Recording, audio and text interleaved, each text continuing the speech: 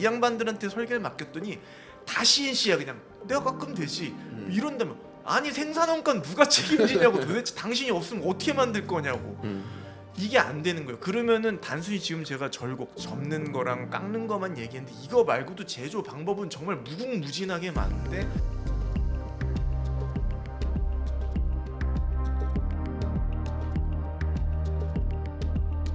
안녕하십니까. 로보티스트 팟캐스트 MC 강민석입니다. 오늘도 심도 있는 주제로 찾아왔습니다.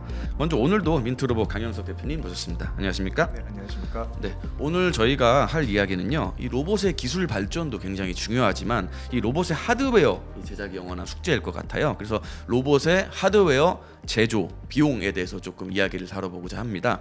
아마 로봇 이제 제작, 하드웨어 제작 혹은 이제 설계하시는 분들에게는 굉장히 재미있는 주제라고 생각이 드는데요. 우선 대표님 오늘 주제 어떻게 생각하시나요?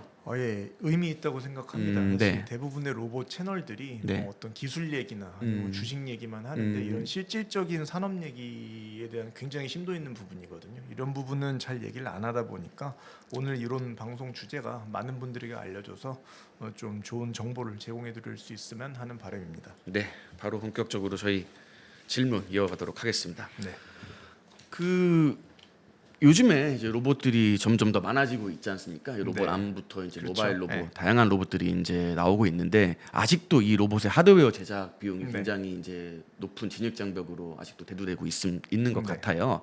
과거에는 이제 로봇 암이라고 하면은 이제 뭐 CNC 공정 혹은 이제 이 다이캐스팅 공정의 이제 네. 그런 공정들이 로봇 부품 제작의 주류였다고 그렇죠. 이제 들었습니다. 네. 네. 근데 이 방식의 비용 구조와 한계점이 있었을 텐데 네. 뭐 어떤 것들이 있었는지 궁금합니다. 그렇죠. 이제 하드웨어 제작 비용이 높다고 알려진 이유는 사실 한국에서는 로봇 자체를 산업으로 접근한다기보단 거의 R&D로 접근하는 경우가 훨씬 많기 때문에 R&D 관점에서 샘플을 하나 만들려면 비싸요. 네. 흔히 우리가 모검 만든다고 네. 하는데 별거 아닌 것도 뭐 하나 만들면 1억씩 나오고 막 그쵸. 그래요. 예. 그 대부분이 거의 인건비라고 보시면 음. 되는데 중국이 로봇 제조가 비싸다는 얘기는 안 해요. 아마 음. 그런 얘기는 중국 본토에서는 없을 것 같아요. 뭐 제 그냥 개인적인 상상으로. 네. 왜냐하면은 제가 경험해본 중국이라는 나라는 제조를 정말 잘하는 나라예요. 정말 잘하고 이해도도 너무 높아서 애초에 만들 때 그런 목업 개념을 잘 안 하는 것 같아요. 시작부터 어차피 우린 양산할 거니까 금형을 파야 된다. 이런 방식으로 접근을 하고 아시겠지만 생산 단가를 낮추는 가장 쉬운 방법은 많이 만드는 겁니다. 많이 만드는 방법을 애초에 사용을 하다 보니까 그리고 실제로 많이 만들다 보니까 중국 같은 경우는 제조 비용이 높다는 얘기를 안 하고 이미 그런 인프라가 너무 잘 갖춰져 있기 때문에 한국도 많은 기업들이 생산을 중국에서 위탁하고 이런 일이 발생할 수밖에 없는 것 같아요. 제조 비용 중에서는 뭐 아무래도 이게 노동비가 굉장히 많은 부분을 차지하지 않나요? 일단 제조 원가라는 거를 이제 따질 때 흔히 우리가 세 개 정도를 고려를 해봐야 네. 돼요. 첫 번째는 진짜 순수 재료비, 뭐 철판, 뭐 진짜 소재비죠. 일종의 소재비. 네네네.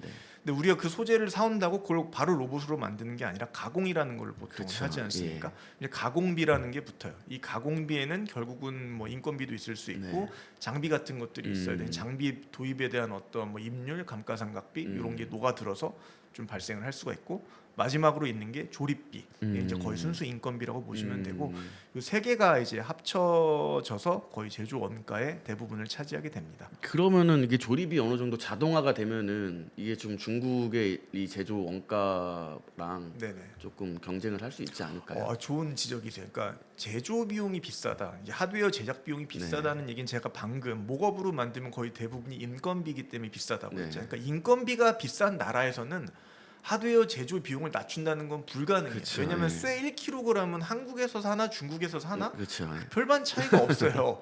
그럼 나머지 이제 가공비도 결국은 인건비, 네. 조립비는 뭐 그냥 인건비. 네. 이 두 개에 따라서 비용이 결정이 되다 보니까 인건비가 비싸면 일단은 불리한 게 맞아요.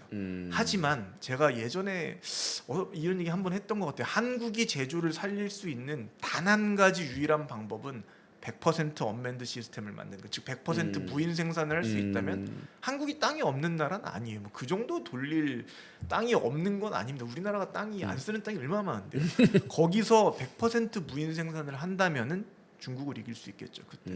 그러면은 그 정도 기술력이 있으면은 다른 나라도 충분히 다 할 수 있는 거네요. 맞는 말, 예 맞아요. 그 부분이 정말 중요하고 사실 이거 약간 안 맞을 수도 있는데 제조업 살린다는 것은 제조로 인해서 제조 인력들이 또 일자리 창출을 할 거 아닙니까? 일자리 창출을 하면은 제조업은 못 살리는 거예요.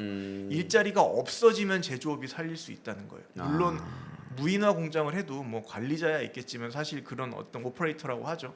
그런 거랑 비교하면 사실 너무 뭐 그냥 무시해도 될 숫자이기 때문에 제조를 살릴 수 있는 유일한 방법은 전 그 방법이라고. 그럼 요즘에는 이 제조 비용의 절감을 위해서 어떤 식으로 좀 솔루션을 하고 있는지 궁금합니다. 맞아요.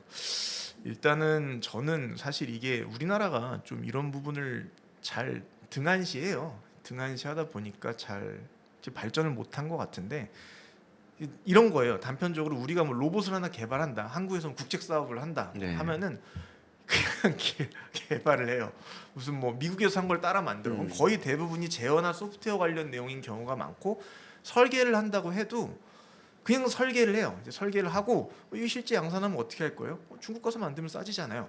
그거 뭐 약간 뭐 호텔에 10만 원 넣는 것 같은 약간 굉장히 단순하게 접근을 한단 말이에요. 이거 자체가 저는 엄청나게 잘못된 이제 마인드라고 생각을 하고 우리가 밸류 엔지니어링이라는 말이 있어요. 이게 뭐 로봇에서 쓰는지는 모르겠는데 건물 같은 거 지을 때는 굉장히 많이 쓰는 말이에요. 예를 들어서 건물은 어떻게 보면 로봇으로 따지면 목업 한 대 만드는 거랑 비슷해요. 왜냐면 건물은 보통 한 개만 짓지 않습니까?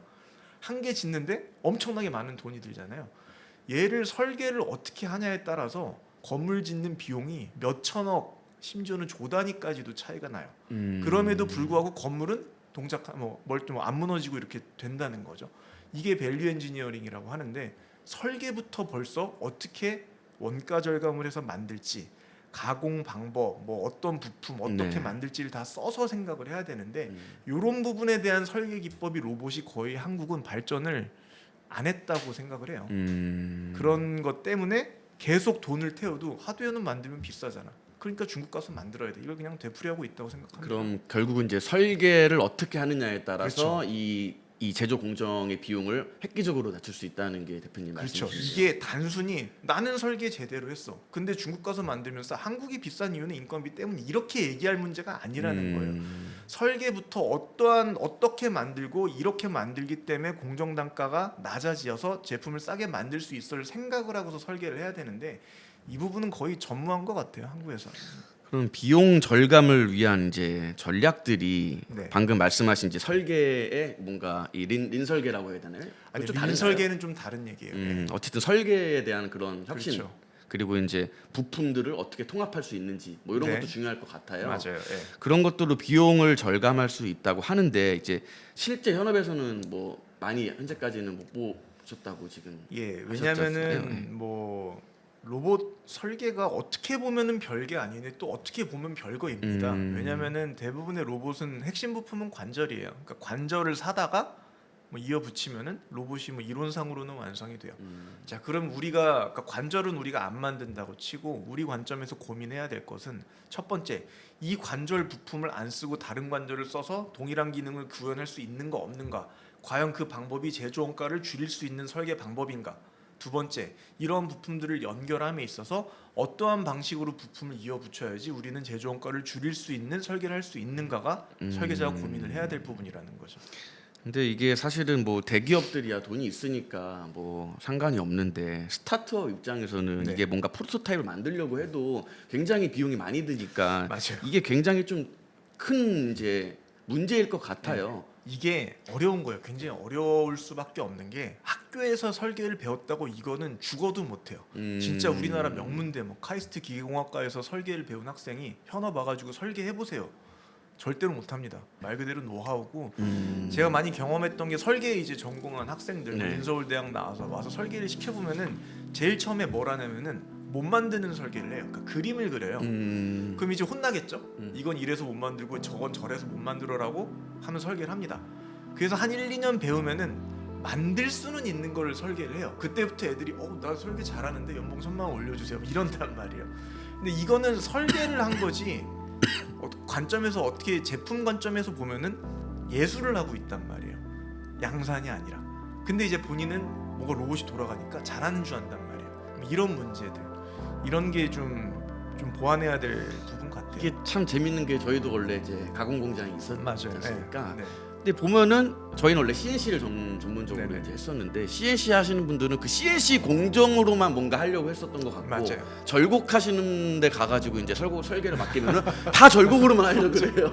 맞아요. 그러니까 이거를 정말로 다 알고 있어야지 어떻게 해야지 단가를 줄이고 효율적이고 할 수 있는 게 있어야 되는데 맞아요. 보통 한 가지만 아는 경우가 굉장히 많은 것 같아요. 아주 좋은 지적인 게 우리나라가 이거는 산업적인 문제인데 제조를 하잖아요. 보통 전문 제조를 나는 접기만 할 거야. 나는 깎기만 할 거야. 나는 주물만 뜰 거야. 이런단 말이에요. 이거 하시는 분들은 그거밖에 몰라요. 근데 설계 이분들이 그럼 설계 한번 해볼까? 아시죠? 저희 거래업체 있었잖아요. 뭐 다 접어. 모든 걸 다 접어서 만들어서 저희 보고 어떻게 CNC 갖다 설계? 전 이런 거 못해요. 이러세요. 근데 저희가 지금은 제가 이제 설계를 직접 보지만 옛날에 이제 설계를 맡겼던 친구들은 저희도 결국 뿌리 자체가 CNC 공장에 있기 때문에 이 양반들한테 설계를 맡겼더니 다 CNC야. 그냥 내가 깎으면 되지. 이런다면 아니 생산원가 누가 책임지냐고. 도대체 당신이 없으면 어떻게 만들 거냐고. 이게 안 되는 거예요. 그러면은 단순히 지금 제가 절곡 접는 거랑 깎는 거만 얘기했는데 이거 말고도 제조 방법은 정말 무궁무진하게 많은데 설계자는 이 모든 걸 다 알아야 돼요. 심지어 이 모든 것 플러스 여기에 사용되는 재료 특성들, 탄성계수니 뭐 항복 응력이니 뭐 무게니 비율이니 항복점이니 이런 걸 다 알고서 최적화된 거를 선택을 할 수 있어야 되지 이제 밸류 엔지니어링을 할 수가 있는데 어려운 거죠. 굉장히 많은 경험이 필요할 겁니다. 네, 알겠습니다.